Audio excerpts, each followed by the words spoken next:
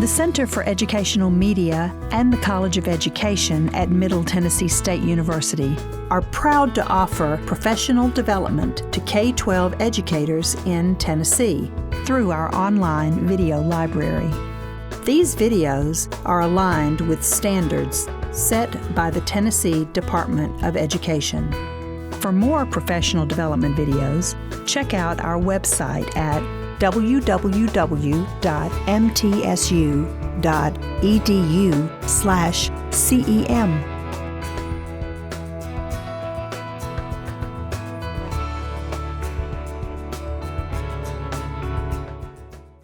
You know, we've heard from educators today talking about co-teaching, and we've heard from an attorney talking about considerations for special education teachers in the legal realm.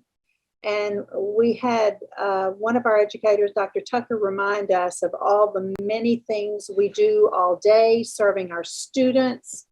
And so we want to take just a little bit of time today to address the idea of taking care of yourself and your health, and to do what is good for you, to keep you able to continue all the work and the service you do for your school and for your family. So we are happy to welcome Dr. Tiffany Wilson today. Dr. Tiffany Wilson is an assistant professor at MTSU in the College of Education and the School Counseling Program, and she coordinates the school counseling program and in the College of Education. She also serves as the faculty coordinator for the School Counselors Collaborative, which follows a model very much like the SPED Collaborative. Dr. Wilson has expertise in certain areas in school counseling, and she has helped us begin what we call the Cross Collaborative, where we pull teachers from different disciplines and they talk about how their work as educators overlap and shared concerns. And we had our first Cross Collaborative in January when we invited school counselors and teachers of English learners to talk together to talk about how we can best serve our children. We will do that same thing in our summer academy, where we will have a Cross Collaborative with SPED teachers and other teachers. But Dr. Wilson has been involved in the collaborative for a while, but she's here today to give us some ideas on self-care for special education teachers. And so, Dr. Wilson, again, thank you. You are a constant supporter, and I'm happy to see your face again today on screen. You make me feel better just seeing you, and I'm eager to hear what you have to say to help us take care of ourselves. Oh, thank you, Dr. Clark. I'm excited to be here today. As always, I love the School Counseling Collaborative, but I also have a deep love and appreciation for special education teachers. As a former high school counselor, I had great relationships and experiences with our special education teachers. So I'm super excited to be here today to present this information to you guys. So for today's presentation, we're going to be looking at the causes of stress, some symptoms of stress, and then by the end, give you the tools and some information to help you create your own self-care plan. So let's jump right on in. What are some current stressors that we are experiencing individually and collectively, right? Of course, we have the COVID-19 pandemic. This has literally just changed how we function as a society. We had the political climate, the social justice movement, closures of schools and daycares, social distancing, decreased interactions between our family and friends, wearing masks, changes in our travel plans, changes in our daily routines, increased responsibilities at work, increased student stress and parent stress, distance learning, maybe a lack of staff, learning new technology, balancing home life and work life. Maybe we've experienced job loss or a fear of job loss, learning new normals. Maybe some of us have experienced health issues and even the death of loved ones. So these past couple of years has been really very stressful. And as educators, we understand that we not are only dealing with our stress, but we're also dealing with the stress of our students, the stress of our parents, and our coworkers. So let's dive in a little deeper and get some new terms about what is stressing us out. So one term we hear a lot is burnout. I am just burned out, right? I can't take anymore. That's a common term that we hear. But let's actually look at what that term means. Burnout is a syndrome that results from the chronic workplace stress that has not been successfully managed. Symptoms of burnout can be a depletion of energy, exhaustion, negativity towards your job, reduced professional efficacy, a sense of detachment, or even a lack of empathy that you may show towards your students, your coworkers, or even yourself. Some causes of burnout can include being overworked, perceived lack of support, and just that inability to practice self-care activities. Another term that you may experience that can cause you stress is compassion fatigue. Compassion fatigue is that preoccupation with others and that over-personal identification of their trauma. When you over-identify with another person's trauma, this can lead to you experiencing symptoms that are comparable to somebody who has experienced post-traumatic stress disorder. So it's really important as educators that we continue to show empathy towards our students and our parents and ourselves, but that we also don't over-identify with their trauma. Another term that can cause us stress is vicarious trauma. Vicarious trauma results from indirect exposure to trauma. Examples of vicarious trauma can include witnessing a traumatic event, learning of a traumatic event that has happened maybe to a student or a parent or a family or friend or coworker, or it could just be by watching a traumatic event. This could be maybe watching a movie, watching the news, or seeing something on social media.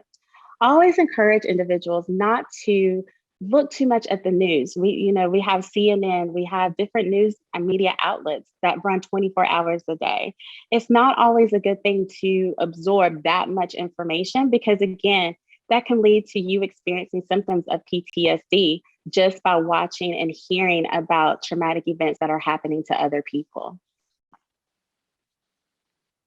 So now that we talked about what are different types of stress, let's talk about some symptoms of stress that you may experience so that you can be aware of what's going on with yourself if you are experiencing various symptoms of stress. So some symptoms, we're looking at health symptoms, right? You may have increased depression or anxiety. You may start experiencing different pains within your body. That could be headaches or backaches or stomach aches. You may experience sleep disturbances. This could be issues, maybe you have a hard time falling asleep, you have a hard time staying asleep, or even waking up. You may develop an autoimmune disease, have digestive problems, heart disease. You may experience weight problems, or even reproductive issue problems. Some cognitive symptoms you may experience include memory problems that include short-term and long-term memory, maybe the inability to concentrate, poor judgment when making decisions, seeing only the negative or pessimistic perspective in life. You may experience racing thoughts or just consistently worry about many things going on in your life. Some emotional symptoms you may experience can include, again, increased depression or general unhappiness about things that are happening in your life, increased anxiety or agitation. You may experience moodiness, irritability, or anger. You may feel overwhelmed with work or with family, and you may experience loneliness or isolation. Some other physical symptoms you may experience, again, those aches and pains within your body, diarrhea and constipation, nausea or dizziness. You may experience chest pains that can also look like a heart attack, right? Some of those symptoms may look very similar. You may experience increased heart rates, loss of a sex drive, or just frequent sickness that can be from cold or the flu. Some behavioral symptoms that you may experience can be eating more or eating less. It could also look like sleeping, that you're sleeping too much or too little.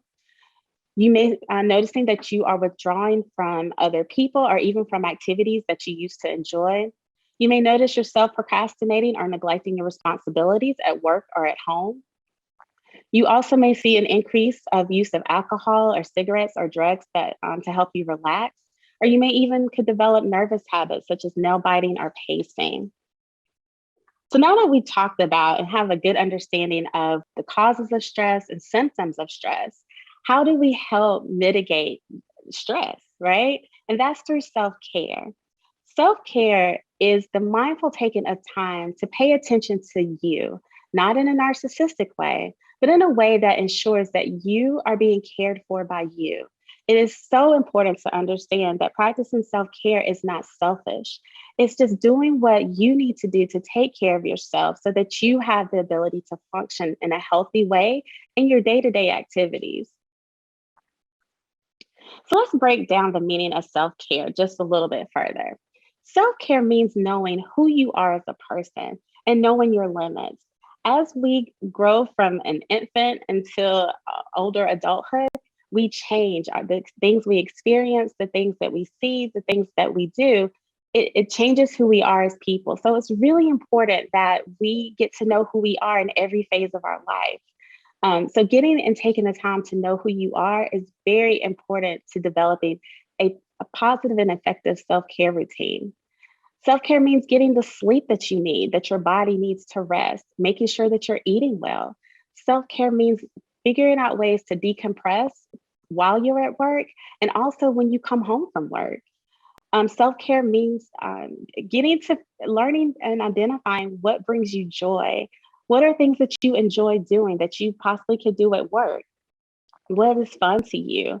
And trying to integrate those aspects in your day. Self-care means feeding that spiritual self and taking time to take time to love and appreciate the person that you are, the things you've accomplished. It's really important that we don't forget to show appreciation for who we are in this moment. Self-care also means evaluating your current self-care activities and how you're coping with stress.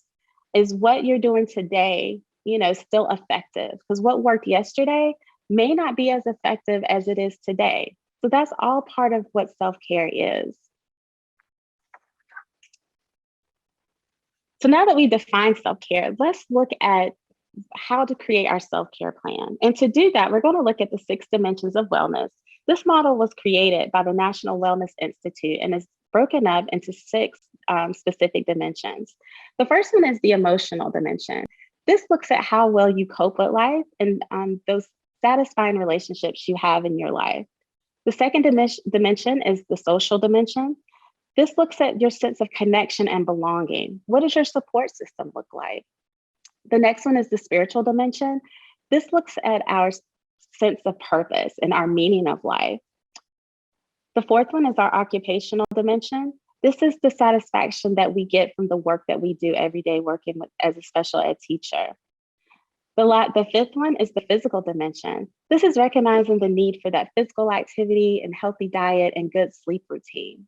And the last one is the intellectual dimension. This looks at recognizing the need to be creative and finding ways to expand our knowledge and skills and learning new activities. So based off of the self-care, the wellness wheel, we're going to look at several activities that you can use to help create your self-care plan. By no means is this an exhaustive list, but this is just a way to help you start planning your own self-care plan. So when looking at emotional activities, some things that I've mentioned may be journaling. It could be doing things that bring you laughter. I know for me, I enjoy going to comedy shows, maybe crying when you need to. And then of course, I'm a counselor, so I'm always going to advocate seeking out professional counseling to process your thoughts and feelings. With social activities, I encourage you maybe to reach out and call friends and family members, maybe join a support group or seek out some group activities. Some spiritual activities that you can do include attending a faith meeting, spending time in nature, maybe praying or meditating.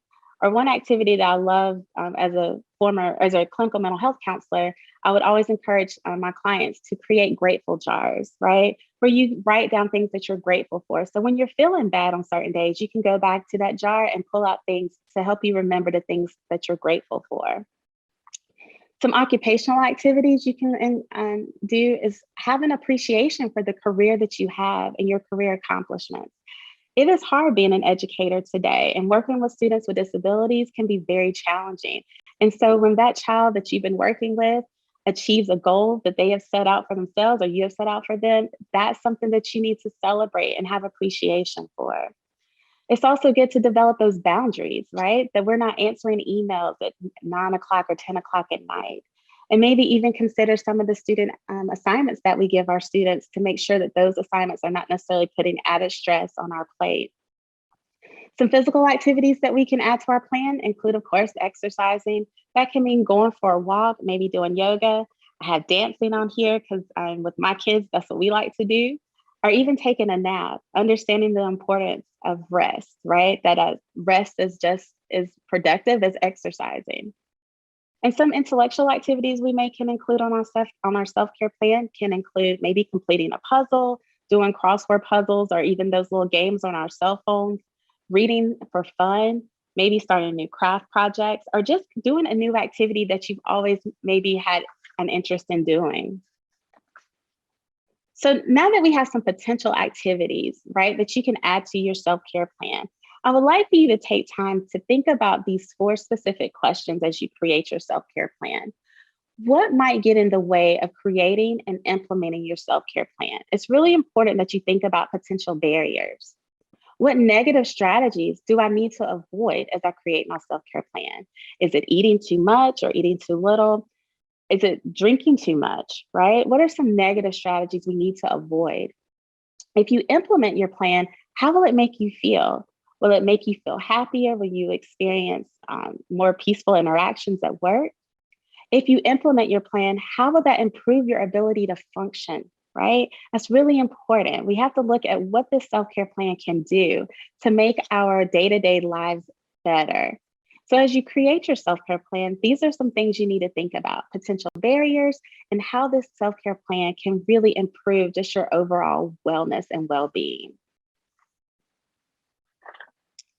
So I thank you. I know this is kind of short, but I just wanted to provide just a quick overview of different ways that we can take care of ourselves, defining what stress is, how stress can really impact us in a variety of ways. And I hope that this information also puts you on a path of wellness, of self-awareness, and just the ability to create and encourage you to create and implement your self-care plan. So thank you so much for the opportunity.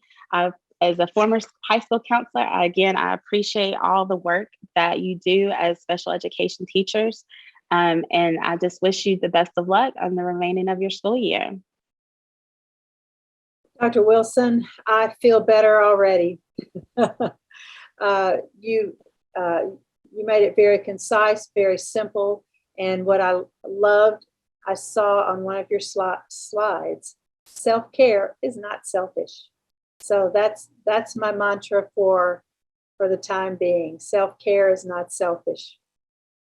And absolutely. Others, and it is much needed. We tend to maybe put that on the back burner. So thanks for this presentation today, Dr. Wilson. And I know we'll see you in future collaboratives and in future cross collaboratives. So thanks for being with us. Thank you. So if any of the viewers have any further questions that were not addressed today, we have a discussion platform on the CEM website, and it's called Discord. And it is Discord. Continue the conversation. I also urge you on either Discord or by email to send us requests for ideas for future sessions, topics for future sessions, because one of the ways we believe this collaborative model is meaningful for teachers is that we do our best to address topics that you've requested from us, ideas that you need help on in the classroom, topics you want to learn some more about. And we also ask you to let us know, who are the good practitioners in special education? What are they doing? Sometimes some of our best teachers do it quietly and they are not recognized, and we would love to be able to contact them and ask them to share their practices. So let us know, what are the topics you need help on, And who are the good practitioners? Those are the things we use to drive what we do in the collaborative at MTSU. We now conclude our inaugural SPED Collaborative. I'm Dr. Laura Clark, Director of the Center for Educational Media at MTSU's College of Education. Thanks for joining us today in the Center for Educational Media and Professional Development. And we wish you a good day.